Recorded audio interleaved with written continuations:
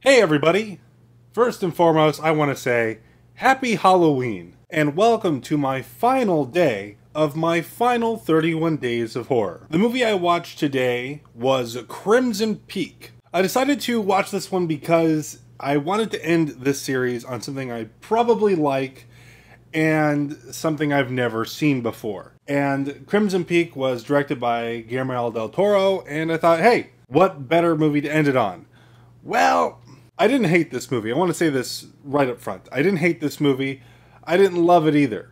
And I think this is partly because I just sat through about 34 horror movies that are all about ghosts. So I think part of my reason for my not loving this movie is just I just saw several very similar movies right before it. So I'm probably going to be a little harsher towards it than I would have been if I just decided to watch it, on its own. The story revolves around a girl who sees the ghost of her mother, warning her not to go to Crimson Peak. 20 or so years later, she falls in love with this guy right around the same time her father is murdered. And she moves in with him at a place that has a lot of red clay. And she doesn't know this at the time, but that's Crimson Peak. And the moment she's there, weird things start to happen. I really like the visuals in this movie. It's definitely the strongest aspect of the movie. And with the Del Toro movie, that is not surprising.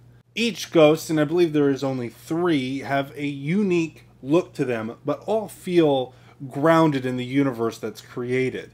The cinematography is amazing. Visually, it is a treat. Story-wise, not so much.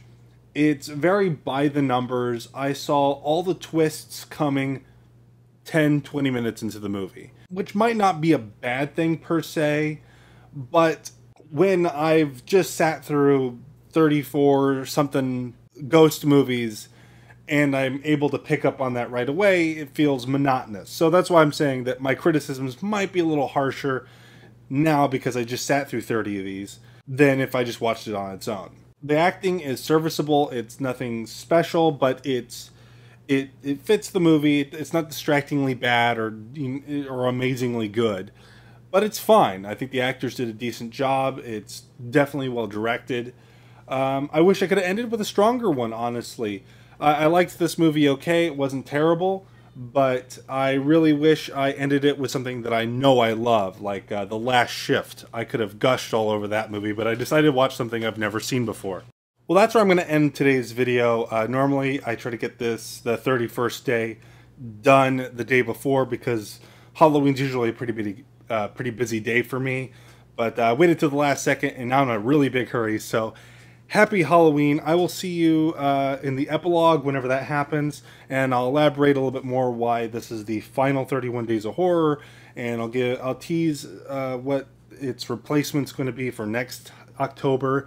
And if you want to watch that, go ahead. If you don't, I'll see you whenever you decide to check back on this channel. Thank you, and happy Halloween.